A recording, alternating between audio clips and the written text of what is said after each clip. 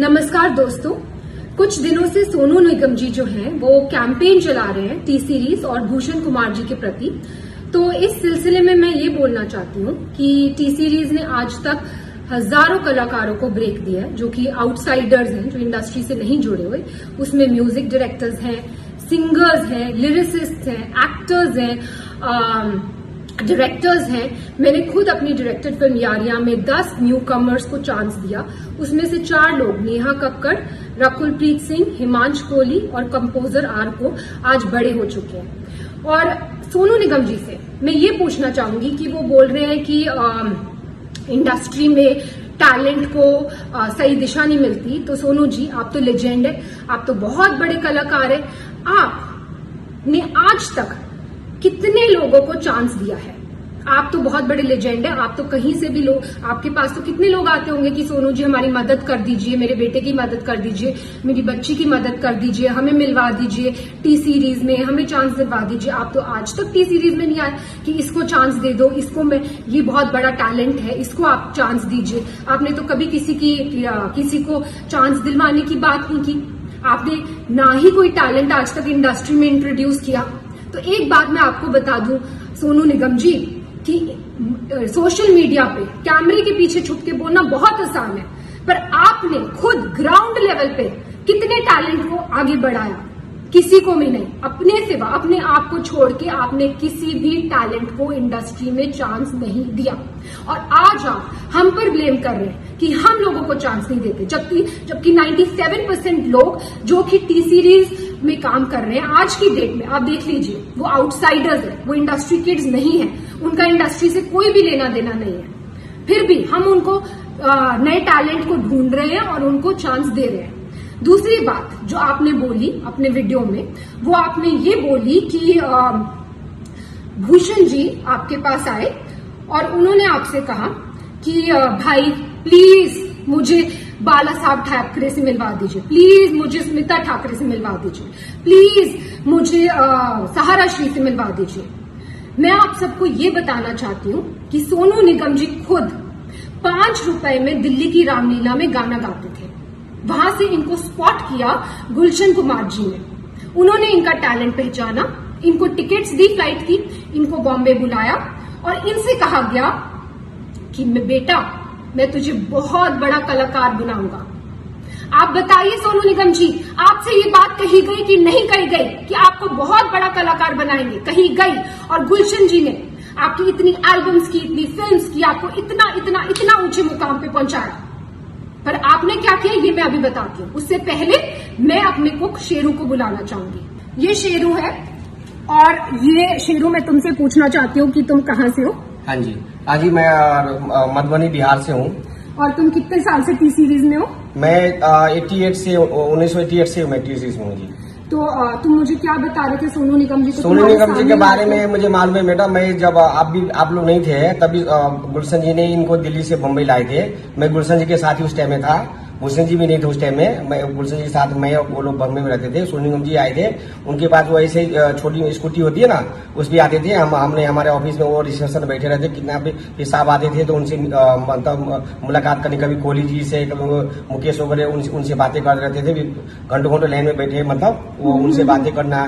फिर धीरे धीरे साहब आते, फिर साहब ने उनको बोला था कि मैं मतलब काम कराना है उनके साथ, काम कुछ बहुत दिन के बाद साहब ने, 2-4 महीने के बाद साहब ने उसको भी आगे काम दिया। बहुत सारे एल्बम बनाए, बहुत फिर फिल्मों में चांस दिया, बेवफा सनम वगैरह बहुत हिट हुए उस टाइम में। तो उनका बहुत बड़ा नाम बन गया। बहुत बड़ा नाम हो गया। मतलब जब से मतलब ये जो भी है आज, ये जो भी है सब गुलशन जी की वजह से ही है मेरे हिसाब में। हाँ जी। सोनू जी की आप जानते होंगे ये हमारे घर के कुक है और 88 से ये हमारे घर में। एनीवेज, अब मैं ये बताना चाहती हूँ कि 1998 में जब टी सीरीज की फैमिली के साथ ये हादसा हुआ था और गुलशन कुमार जी को खत्म कर दिया गया था, तब सोनू निगम जी ने क्या किया? तो सोनू निगम ने सोचा कि अब तो टी सीरीज का क्या होगा, टी सीरीज का तो कोई करता धरता है नहीं। ननू यानी कि भूषण कुमार, जो कि गुलशन कुमार जी के बेटे हैं, वो तो सिर्फ 18 साल के हैं, उनको तो कुछ आता धोता है नहीं। वो तो खुद ही मेरे पास आके हेल्प कर रहे हैं, मांग रहे हैं कि भाई मुझे इससे मिलवा दो, मुझे इससे मिलवा दो। वो तो किसी को इंडस्ट्री में जानते नहीं है। तो ये कंपनी तो खत्म होने वाली है। तो भाई मैं पहले अपने आप को सेफ गार्ड कर लूं। तो इन्होंने जाकर एक दूसरी म्यूजिक कंपनी के साथ, इनकी मतलब कोई भी वो नहीं थी, कोई भी इनको थैंकफुलनेस नहीं थी कि टी सीरीज ने मुझे इतना आगे बढ़ाया। आज टी सीरीज फैमिली में इतनी बड़ी प्रॉब्लम आई है तो मैं इनके साथ खड़ा रहूं, मैं भूषण की हेल्प करूं और उसको मिलवाऊं लोगों से। रादर ये तो खुद दूसरी कंपनी के साथ जाकर इन्होंने एल्बम कर ली और भूषण इनके पास आकर मदद मांग रहे हैं कि भाई मुझे ये कर दे वो कर दे, और इस मदद का एहसान ये आज जता रहे हैं, वीडियो बनाकर जता रहे हैं कि तूने मुझसे ये मदद मांगी। एनीवेज, तो भूषण जी ने इनसे मदद मांगी कि भाई प्लीज मेरे लिए दीवाना एल्बम कर दो, क्योंकि ये तो भाई पूरी तरह से एहसान फरामोश होकर दूसरी कंपनी में चले गए थे। और इन्होंने जब अब इन्होंने एटीट्यूड दिखाया कि वो मेरे सामने आए, मुझसे मदद मांगे, और मदद इन्होंने करी भी और उसका भी एहसान जता रहे हैं, इन्होंने दीवाना एल्बम करी। ठीक है, फिर उसके बाद इन्होंने जो वीडियो में दूसरी बात कही वो ये कही है कि भूषण जी ने इनसे मदद मांगी कि भाई मुझे अब्बू सलीम से बचा ले। अब मैं आपसे ये पूछना चाहती हूँ सोनू निगम जी कि अब्बू सलीम से बचाने के लिए भूषण जी आपके पास क्यों आए? प्लीज इस बात पे तहकीकात की जाए। क्या सोनू जी के रिश्ते थे अब्बू सलीम से? डेफिनेटली थे, तभी तो वो उनके पास मदद मांगने आए, और इन्होंने खुद अपने वीडियो में बोला है कि वो उनके पास मदद मांगने आए। नेक्स्ट चीज जो मैं ये बोलना चाहती हूं कि सोनू जी ने बोला है कि भूषण जी पे एक लड़की ने आरोप लगाया मीटू का, और उसके बाद वो आरोप वापस ले लिया गया और भूषण जी ने माफिया की चाल चली, पर मीडिया को सब पता है, मतलब भूषण जी मीटू रेपिस्ट है, लेकिन ये बात माफिया ने दबा दी। अब मैं आपको ये बताना चाहती हूँ सोनू जी कि मीटू एक बहुत ही अच्छी मूवमेंट थी जो स्टार्ट की गई इसलिए ताकि सोसाइटी में जो ऐसे लोग हैं, जो बुरे लोग हैं, उनका सफाया हो सके। पर इस मूवमेंट का बहुत सारे ऐसे लोगों ने फायदा उठाया, पैसे ऐंठने के लिए, ब्लैकमेल करने के लिए, किसी को किसी से वेंजेंस है तो किसी लड़की के कंधे पे बंदूक रख के चलाने के लिए, और ऐसे ही हमें बहुत सारी ब्लैकमेलिंग कॉल्स आई मीटू के टाइम पर। उस टाइम पर हमने सिर्फ पुलिस की सपोर्ट ली, पुलिस की हेल्प ली, और पुलिस ने तहकीकात की और पुलिस ने ये क्लियर कर दिया कि ये तो सीधा सीधा ब्लैकमेलिंग का केस है। और पुलिस ने हमने पूछा कि क्या आपको कुछ करना है, कुछ मानहानि का दावा करना है या कुछ करना है? हमने डिसाइड किया कि नहीं, हम मीडिया तक में भी ये बात आउट नहीं करेंगे कि क्या हुआ है हमारे साथ। क्यों?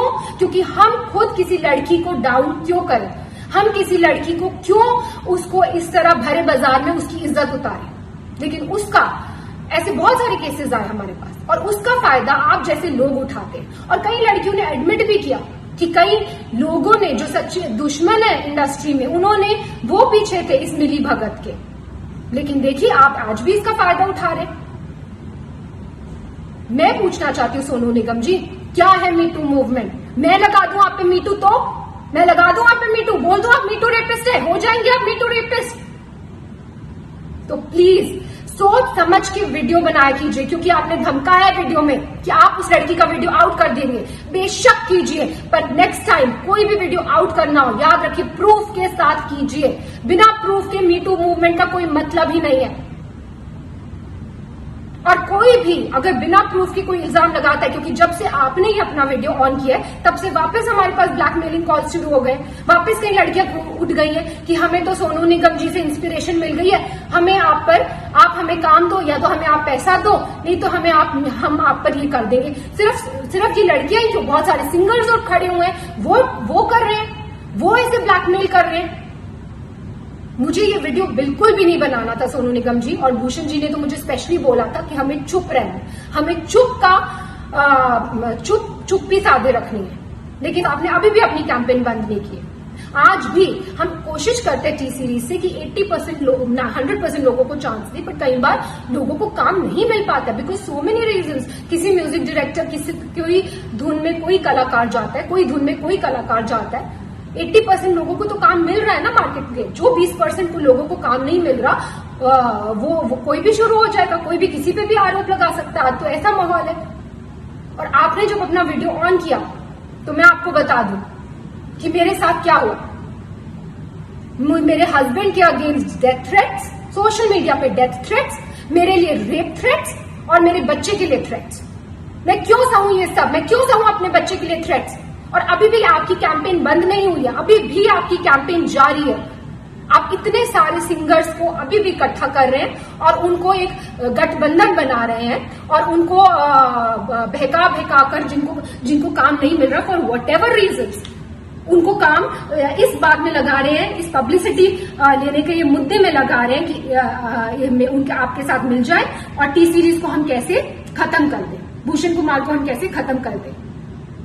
एक बात मैं आपसे कहना चाहूंगी सोनू निगम जी, आप किस टाइप की हैं ये तो आपकी बीवी ने क्लियर कर दिया था। उन्होंने खुद आप पे, आपको याद है, आपकी बीवी ने खुद आप पे इल्जाम लगाए हैं। प्लीज याद कीजिए उन इल्जामों को, आपने पब्लिकली जो आपकी बीवी ने आप पे इल्जाम लगाए थे और फिर आप दूसरों पे इल्जाम लगाइए। और मैं बिल्कुल, जैसे कि मैंने कहा, मैं बिल्कुल इस हक में नहीं थी कि मैं ये वीडियो बनाऊं, लेकिन इतनी मैं कश्मकश में हूं, क्या करूं, बनाऊं ना बनाऊं, ये सच्चाई लाऊं कि नहीं लाऊं। फिर मुझे फाइनली गीता से मुझे मेरा आंसर मिला। गीता में जब अर्जुन भगवान कृष्ण से पूछते हैं कि मुझे ये युद्ध नहीं लड़ना है, ये युद्ध लड़के किसका फायदा होगा, तो भगवान कृष्ण अर्जुन को समझाते हैं कि एक योद्धा के लिए धर्म से बढ़कर युद्ध लड़ने के अलावा और कोई बड़ी चीज नहीं है। अगर तुम युद्ध नहीं लड़ोगे तो तुम अपना यश गवाओगे, तुम्हारा अपयश होगा, संसार में लोग तुम्हारे अपयश की चर्चा करेंगे और तुम्हारे दुश्मन हर तरह की कटु वचन बोलकर तुम्हारा वर्णन करेंगे। और वही हो रहा है, सब लोग कटु वचन बोल रहे हैं, सारी दुनिया। जैसे कि मैंने बोला, मुझे रेप थ्रेट्स आ रहे हैं। तो मैं ये कहना चाहूंगी कि जितने भी आप सिंगर्स को, म्यूजिक डायरेक्टर्स को, जिनके पास आज कोई काम नहीं है, उनको आप भड़का रहे हैं, उनको भड़काना बंद कीजिए, क्योंकि अदरवाइज रणभूमि ओपन है। किसी को भी पब्लिसिटी के लिए इस रणभूमि में आना है, युद्ध ऑन है।